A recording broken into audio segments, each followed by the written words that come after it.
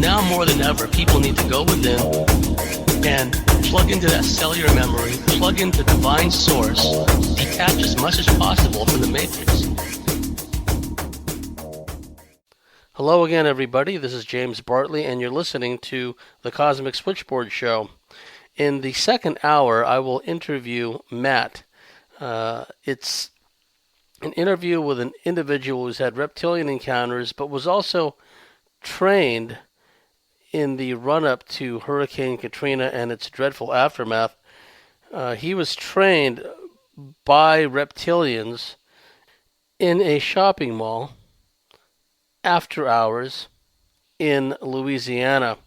So the second part of this interview is very interesting, and I wanted to set the stage and talk a little bit in this first segment about some of the training the reptilians subject people to. I've talked often in the past about the behavioral manipulation, the astral dreamscape manipulation, the sexual manipulation. I've talked a little bit about the physical training that reptilians in particular, and when I use the term reptilians, it's a generic term because, as you'll hear as I go on, there are different types of reptilians, and certain reptilians train people for certain things, certain tasks. Now, to provide a little backdrop for part two, it must be understood that people have described underground tunnel systems beneath shopping malls. Actually, they're quite common. There are people who work with certain stores, the management of shopping malls, the operations office of shopping malls, the security guards of shopping malls, and some of them will tell you, I have seen tunnel systems, what amounts to large, like an installation underground. And these people don't have access to all of the sections of these tunnel systems beneath the malls. They may see a very large door that doesn't have any handles, big enough to drive a truck through, but there's no way for the door to be opened, and the person doesn't have access anyway. They don't know anyone who has access to this big door, and sometimes they're told not even to ask about the different parts of the underground tunnel systems beneath malls. Alan Bruce Walton, he talked about Crossroads Mall in Salt Lake City and how people after hours, the cleaning staff, maintenance, security, etc., would sometimes encounter reptilians. And apparently when the Crossroads Mall in Salt Lake City was torn down, the underground tunnel systems, the reptilian tunnel systems, still existed. And apparently people were still, the people that were foolish enough to go out and go down into the tunnel systems, the stories go that some of them never returned. And, it wouldn't surprise me. I've heard of similar stories in the Superstition Mountains outside of Phoenix, Arizona. So keep that point in mind. Shopping malls, underground tunnel systems, they go hand in hand. And there are many underground tunnel systems beneath many malls. Okay, so just want to make that point. Sometimes also what certain ET groups will do is they will simulate the appearance of a mall. You could be inside of what may be a very large craft, an underground installation, an off-world installation, whatever the case may be, but for whatever reason, maybe it's, familiarity that we have with shopping malls, at least in the Western world, they make some of the craft or some of the installations, the interior, look like very large multi-story malls. And you'll be walking along what appears to be the main floor, and you'll look up and you'll just see these levels above you on all sides, both sides. And you look way down to the other end, and it just seems like you're in a big mall. And they'll even simulate the appearance of the different stores and boutiques and whatnot. That happens as well. Not only that in our physical 3D world, reptilians will and other aliens will take people and abduct people, etc., etc. Sometimes certain ET groups will make their installation, their base, their inside of their big craft look like shopping malls to fool us. So we wake up in the morning, we just think we are, walking around at a big mall or something, and they're never realizing that we had been abducted. My labs and abductees, not just abductees, but my labs have described being in malls, what appear to be malls. I've had experiences where I'd been in what looked to me like a food court of a mall. And I was there with other people, presumably other people like me, I'm guessing. Just like any food mall you've been to in a shopping mall. You look around and, there's one restaurant there's another restaurant here, and then there's tables there and places to throw away your garbage and recycling places, etc., etc. It looks like a shop, rather a food court, right? And I've been in places that were simulated, at least, if not actual food courts in shopping malls. They were made to look that way. But I feel in at least one of my experiences, I was in a food court, and the reptilians will physically train people. It's not just the behavioral conditioning, astral dreamscape conditioning, and neurological, psychological conditioning, etc., that I talk about. But sometimes certain groups will train people in the physical 3D to do certain things. Pam Hamilton was abducted by several different groups of ETs, and her main reptilian abductor was a very large male, but another reptilian group, and I've heard about these guys, and females too, I'm presuming, they would abduct her, and these particular reptilians were smaller. They were smaller, and they appeared to her and others I've spoken to.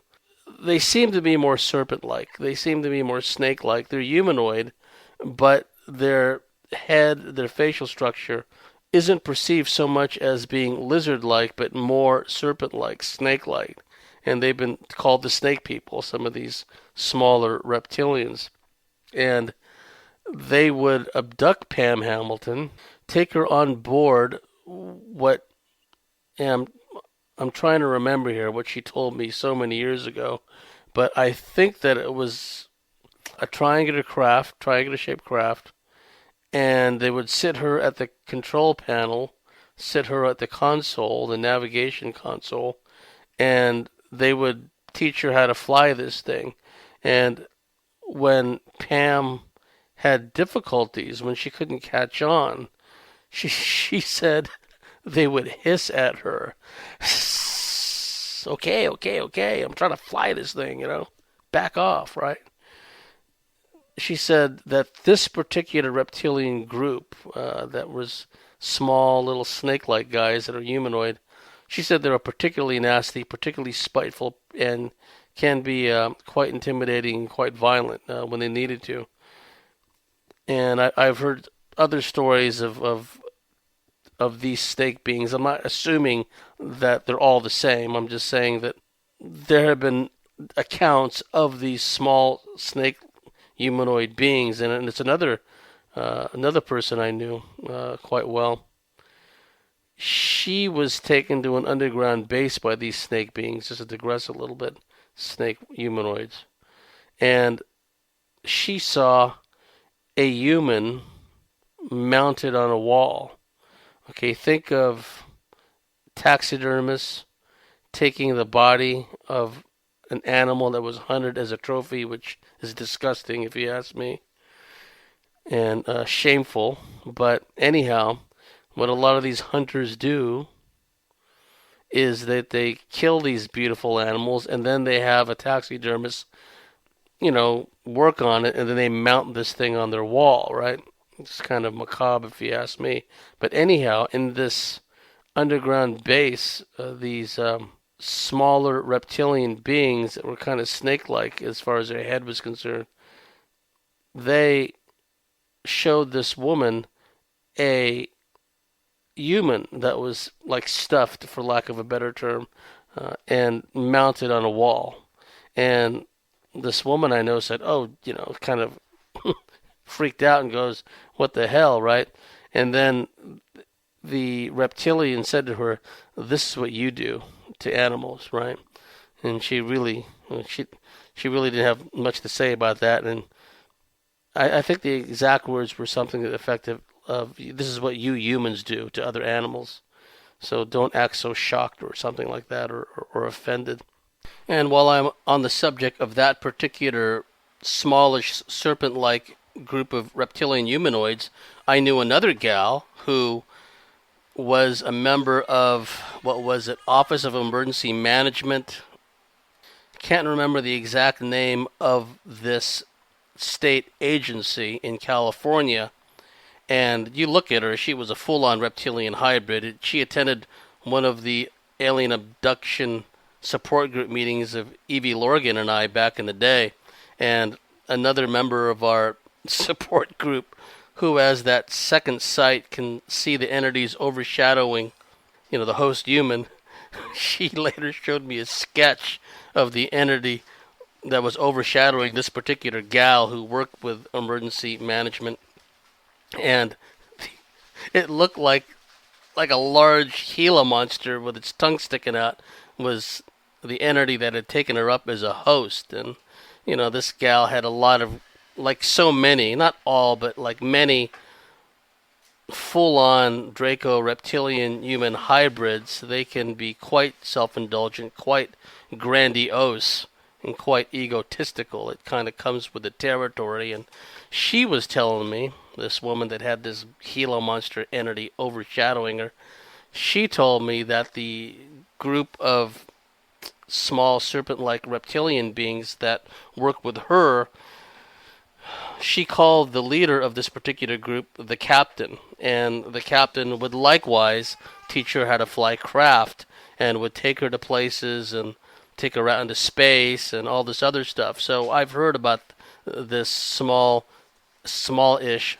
serpent-like group of reptilians before, and if any of you out there listening have had encounters with these beings, I'd like to know about it. And just share whatever you're comfortable with. Reptilians will train people to fly craft. They will also train people to operate as soldiers, operators, combat operatives. I've known of cases where a female MILAB and abductee, she since passed away, she was being trained in, she lived in a southern state in the U.S.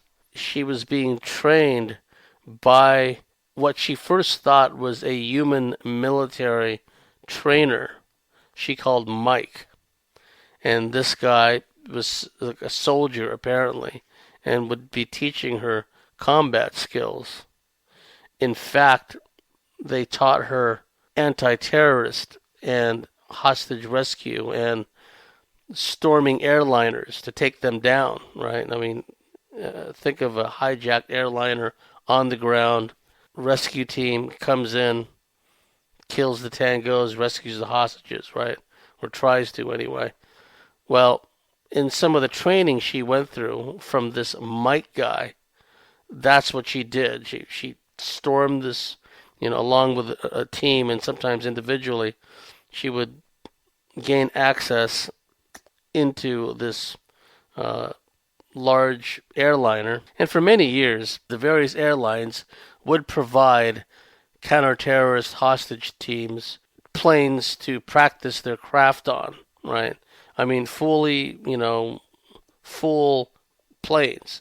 These weren't just mock-ups. These just weren't, simulations.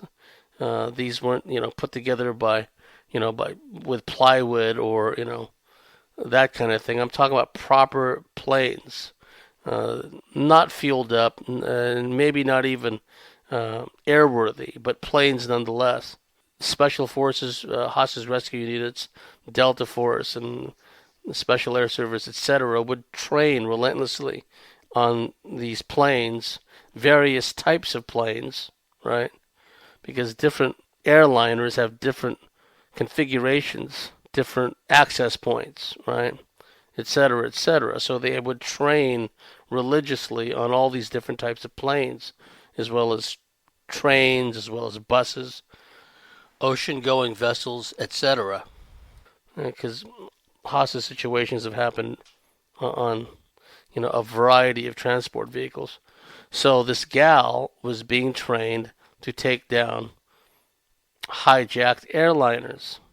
It emerged that this Mike Trainer guy wasn't just a military guy.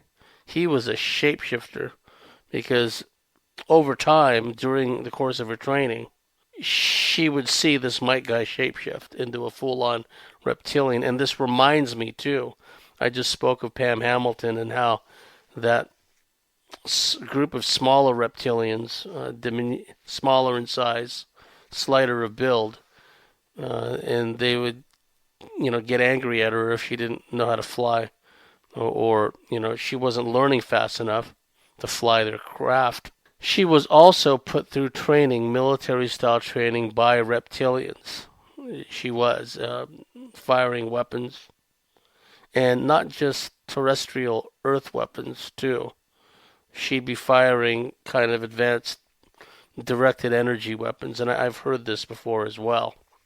The reptilians will train people to fly craft. They will train people to conduct military type operations, taking down airliners that have been hijacked that are on the ground, military skills, etc., etc. So keep all that in mind as you listen to this interview with Matt, because he's going to talk about, some of the stuff that he had experienced, because the reptilians would take him into a mall at night and put him through his paces as far as crowd control, as far as riot control, etc., etc. Some of you have heard my interview with Sashita. Sashita is a very interesting gal, and she's gone through a lot of training herself. In fact, they utilize her in ops. The Reptilians do, or a faction of them. They send her into the future to do certain things, wet work, assassinations, and sometimes she'd kill humans, sometimes she'd kill reptilians. And as a young girl, she didn't tell the story, but I don't think she'll mind if I tell you the story, but she scared the hell out of some little girls because of her ability to shapeshift. And as a matter of fact, I think she talked about her ability to shapeshift in the interview, or 2 interviews she did with us. So I'm not spilling any big secret, but I don't think she told the story. And what happened was she was getting bullied by these young girls in school. And I think it was some kind of like a boarding school or something, because they seemed to live at the place. One of these girls that were bullying her, this clique of girls, had stolen one of Sashita's belongings. And when Sashita went back to the dorm and found out that her belonging had been stolen, she knew immediately it was these girls, because they weren't even trying to hide the fact they were laughing at her. So what happened was Sashita underwent a shapeshift, and something happened with her eyes, something happened with her face, and the girls that had been mocking her and bullying her and all that, and who had stolen her belongings, they screamed, and they all fled in terror, and they ran away, right? Because Sashita was so pissed off, pardon my Anunnaki, that it engendered this shapeshift in her. And the shapeshifting, and she talked a bit also in the interviews with me about the process of how they made her like kind of more reptilian.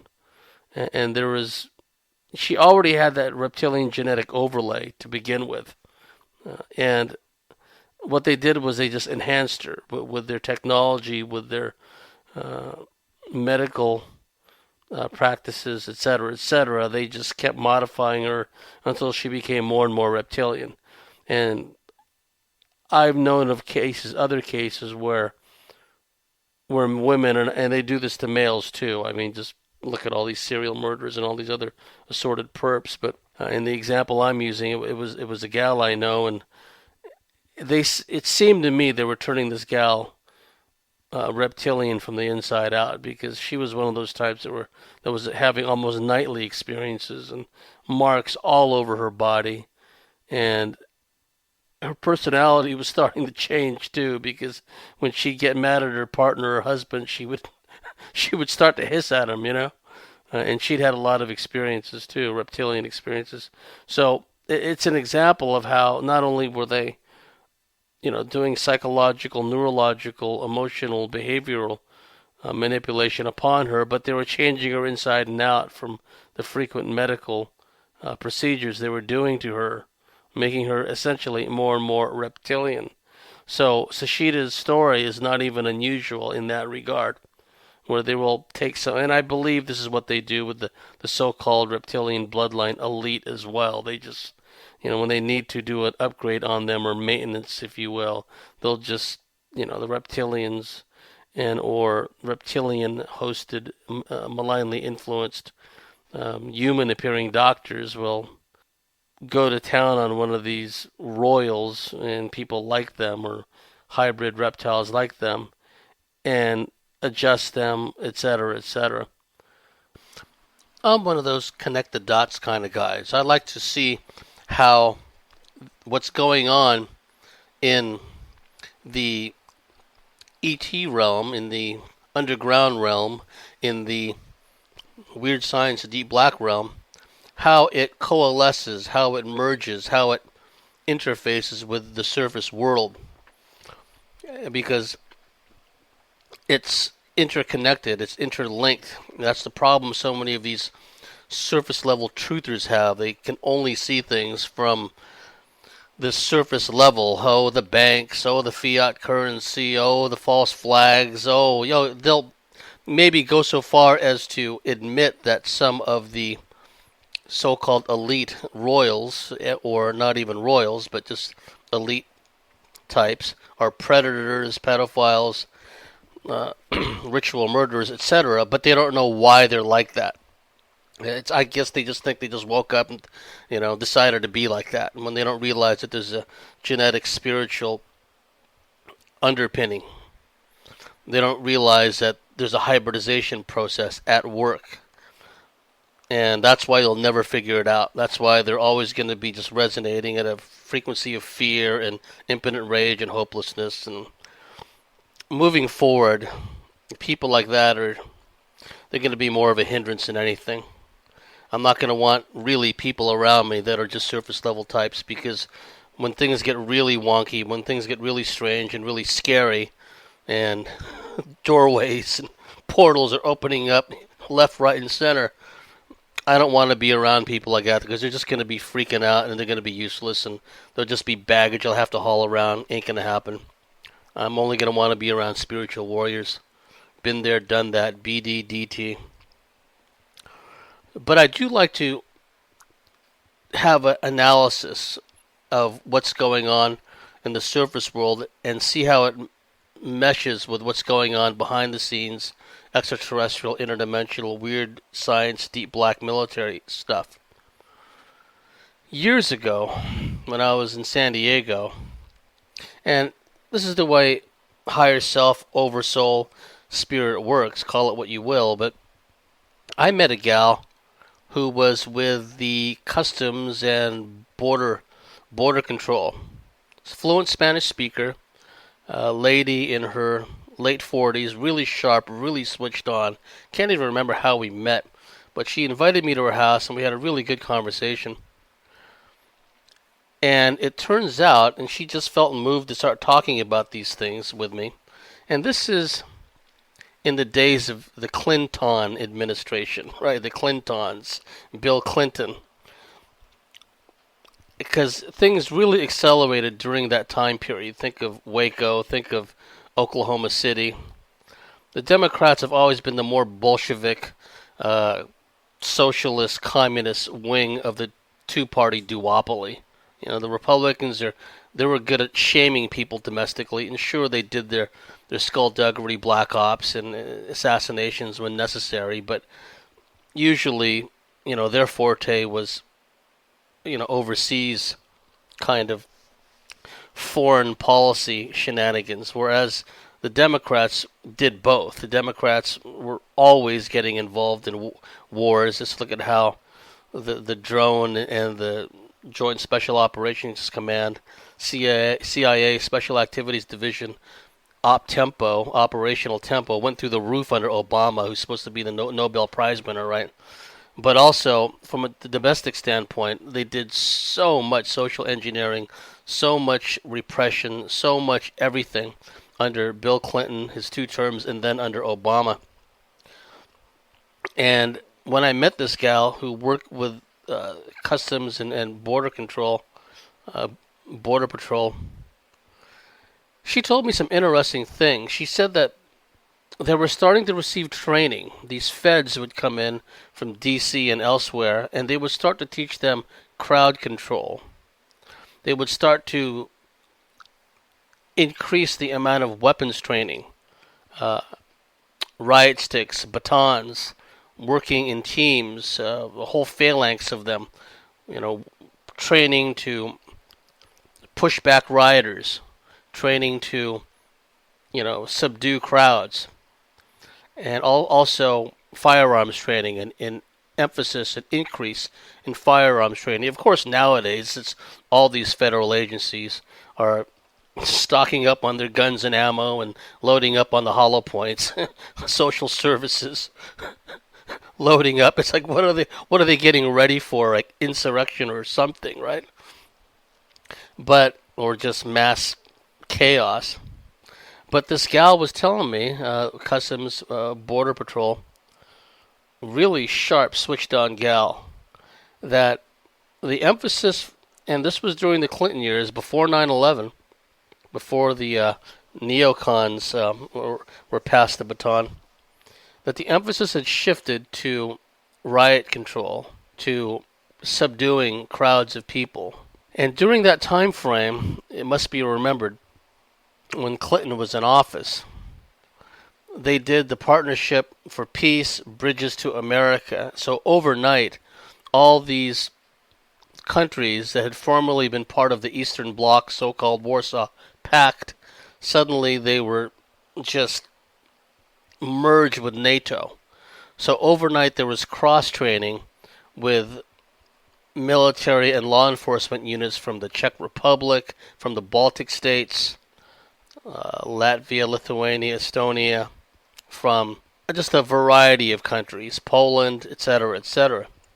Now, when I worked in civil service for Commander Naval Air Force's U.S. Pacific Fleet, ComNav AirPac, we used to get, and those of you that have worked in civil service, been contractors, been ex-military, you know what I'm talking about. We used to get either in hard copy delivered to us or on computer this newspaper clipping service of all defense, so-called defense military related stuff called the Early Bird. And I used to read the Early Bird every chance I got because there was so much open source, open publication, unclassified New World Order related information in it that, frankly went over the heads of many people. It never occurred to them that they're reading stuff about the New World Order because, well, their consciousness just wasn't there yet, right?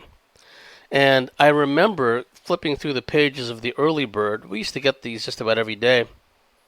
And there were, newspaper clippings from newspapers in Maryland, open source, major newspapers in Maryland and elsewhere, talking about how the National Guard units of certain states, Maryland was one of them, I remember that distinctly, were training with their counterparts from the Baltic republics, Estonia, Lithuania, Latvia, and they were training in, get this, crowd control, quelling riots, and in particular, food riots. Go figure. And so I'm thinking, well, what does this mean? There's going to be like a breakdown in basic services. For whatever reason, there's going to be no food on the shelves, and right, mass panic, Mad Max situation.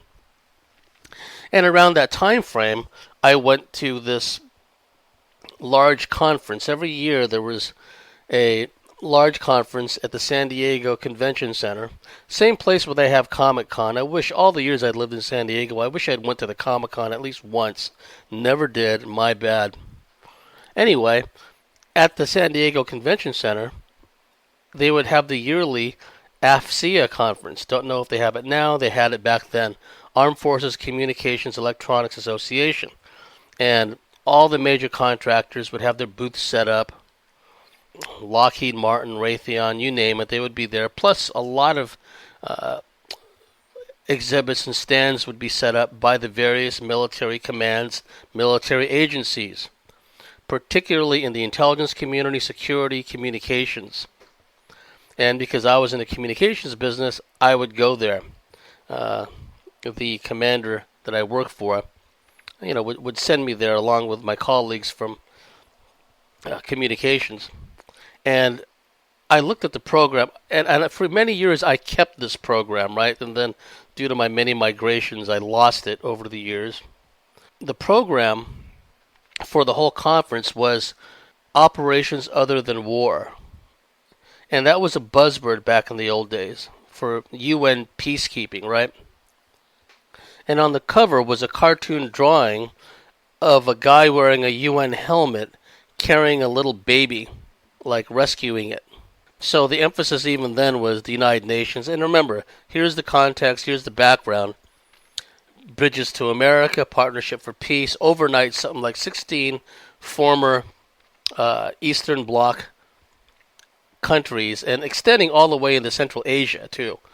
Countries like Uzbekistan that had nothing to do with the Warsaw Pact or NATO, but were caught up in the melee just the same over the years. They became merged with NATO in the NATO scheme of things.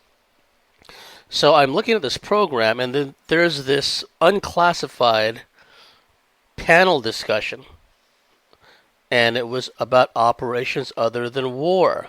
Also, and there was also discussions about what was known as MUTWA, military operations in urban terrain. I go, well, I'm going to that exhibition, right?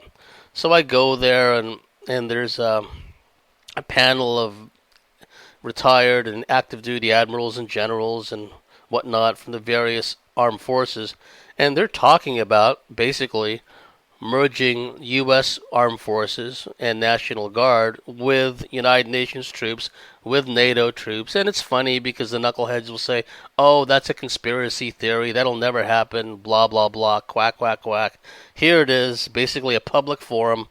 Anyone who has a need to be there or is sent there can see that this is what they're talking about, right? Of course, I had to be the fly in the ointment because they asked for questions from the audience, right? And so I took my turn. I don't know if I ever told the story, but I was sitting there in the audience, and there was a guy to my left, older guy, showed me his card, naval intelligence, tried to big shot me, right? Didn't think nothing of it, because people don't get much mileage out of me when they try to big shot me. And so they had the microphone set up in the aisle, and people come up and ask these questions, usually innocuous, vapid questions. And then it was my turn. You have to understand, this is probably the largest exhibition hall in that whole San Diego Convention Center, probably where they have the Comic-Con, right? So I rock up to the microphone and I say, Presidential Decision Directive 25 states in so many words that foreign commanders, military commanders, can take command of U.S. forces in the event of a national emergency or when operational circumstances so dictate. And I'm asking you, the panel, I want you to give your thoughts about Presidential Decision Directive 25, as well as PPD 25, if memory serves. It's either PPD 25 or 125. And I also asked them what they would do if in the future they were given a patently illegal, unconstitutional order, such as confiscating firearms from American citizens. Well, you could have heard a pin drop, right? And so I went back to my seat, and then it's funny because the naval intelligence guy next to me, he's slinking as far away from me as he can. It's like he doesn't even want to touch me because I might somehow contaminate him and, get his clearance revoked or something. And, some of the guys in the panel, and these are older senior officers or retired senior officers, and one of them said, well, part of the problem with PDD 25 is a lot of it is still classified. We don't know what the details are. We don't know what it exactly means, what the chain of command will be if, indeed foreign military commanders will be given control of U.S. troops, U.S. National Guard, in the event of a national emergency or whatever operational circumstances thus dictate, whether domestically or whether abroad, right? And then, as far as the firearms issue was concerned, some of them tried to dodge that subject. And one of them said, well, he tried to imply that he wouldn't follow an illegal order, unconstitutional order, but he also hedged by saying there will be no Nuremberg trials here, right? Which I've always thought the Nuremberg trials were a kangaroo court and a farce anyway, right? So many of those German prisoners of war were tortured in order to make them confess. Look that up. Pliers applied to their testicles. They would have been admitting to have crucified Jesus Christ if they were told to. So anyway, one of these high-ranking mucky-mucks says, well, you know what? Oh, I'm not going to follow an unconstitutional illegal order, and there's going to be no Nuremberg trials here, right? Didn't answer my question. Is he going to follow through and order the confiscation of firearms from Americans, and will he order U.S. troops to fire on American citizens? I also asked that, right? This is why you could hear a pin drop in that place. So, anyway, the point of relevance is all that was going on around that time frame during the Clinton administration. Bridges to America, NATO suddenly expands radically eastward with the coming down of the wall and dissolution of the Warsaw Pact.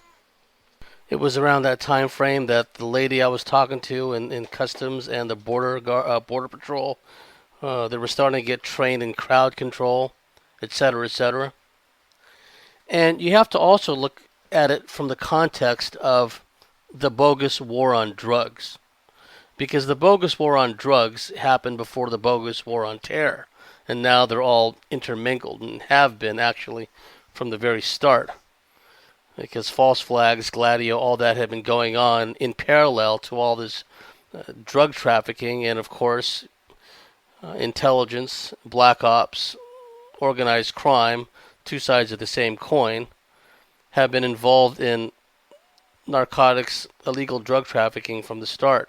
But in order to create this police state, they used the war on drugs as an excuse to militarize law enforcement. And I'd spoken to former Navy SEALs that were aware of this, and it became fairly common knowledge. U.S. Marine Corps, Army Rangers, Delta Force, etc. had been training local law enforcement, sheriff's departments, police departments, SWAT teams, training them in dynamic entry, etc., etc. So that dynamic was going on. And the bogus war on drugs, it involved what they called at the time multi-jurisdictional task forces. Everything from the Fish and Wildlife Department, National Park Service, paramilitary units even. And, you had that shady area there, were these units, these special units, were they violating posse comitatus, right? Which forbids the Army from acting in a constabulary police role. And this is why during the LA riots, not only was the National Guard called out, but apparently, if memory serves, they were ready to send in the Marines, and the Marines still are a part of the Naval Service. I guess it was a way to get around the Posse Comitatus Act by sending in the U.S. Marines. And they have urban warrior drills all the time, where the U.S. Marines go around setting up checkpoints, roadblocks, frisking citizens, etc., etc. Urban warrior, they've been doing that for years. I don't know if they're doing it still or they call it by another name. So you have this bogus war on terror. And you have things like, and this is well known within law enforcement intelligence circles. Everything I'm saying is well known and has been out in open published sources. Things like Operation Alliance, where, again, you have this fudge factor, this intermingling, this enmeshment between law enforcement and the military. You have things like EPIC, EPIC, the El Paso Intelligence Center. According to their own website, EPIC offers tactical, operational, and strategic intelligence support to federal, state, local, tribal, and international law enforcement organizations. So, all that was going on. Operation Alliance, this merging of military and law enforcement duties. You were having the training of civilian law enforcement by military units, by the Rangers, by Delta Force, etc., etc.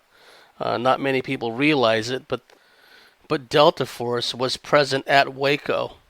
Not just the FBI's HURT unit, hostage rescue team, but Delta Force. And Delta Force and the HURT unit from the FBI have had a symbiotic relationship from the beginning. They share assets. They're transported around in helos together, etc., etc. And that's been going on for a long time. Alex Jones, for many years, has reported on site sometimes from these places where Delta Force and other military units, the Night Stalkers, the 1st Special Operations Aviation Regiment, used to be until the Mandela effect kicked in, and now it's called the 160th Special Operations Aviation Regiment.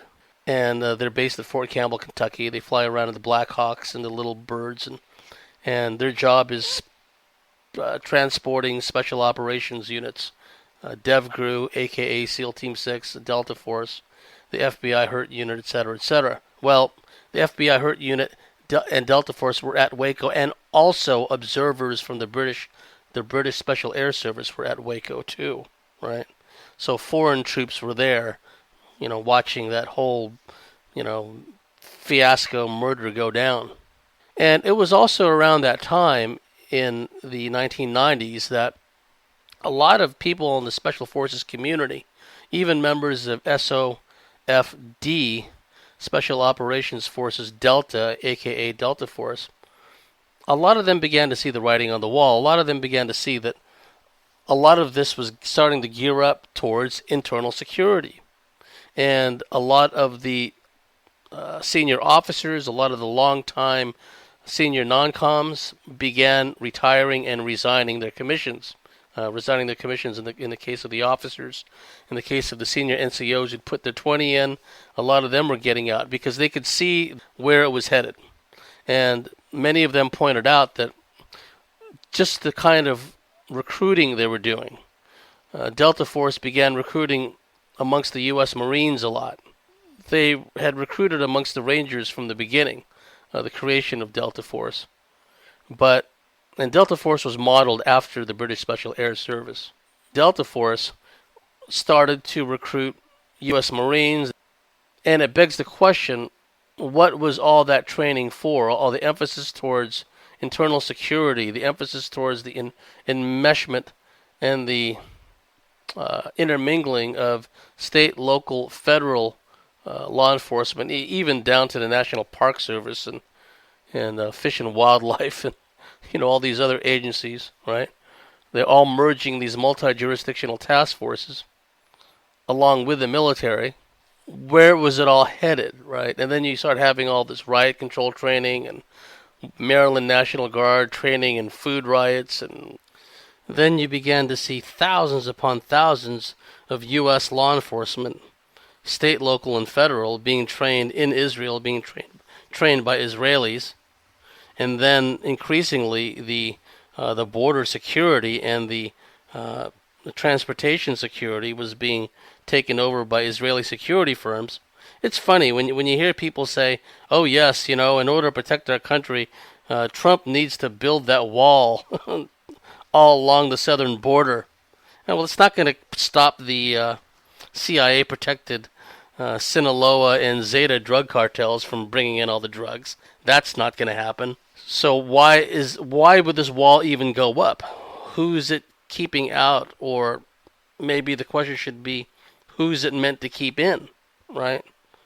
And you have all these people screaming, well, because I talked about the Kalergi-Coudenhove agenda of flooding all these largely Caucasian countries with foreigners, immigrants, brown-skinned, black immigrants. That's part of the agenda. And, putting a wall up is not going to stop that.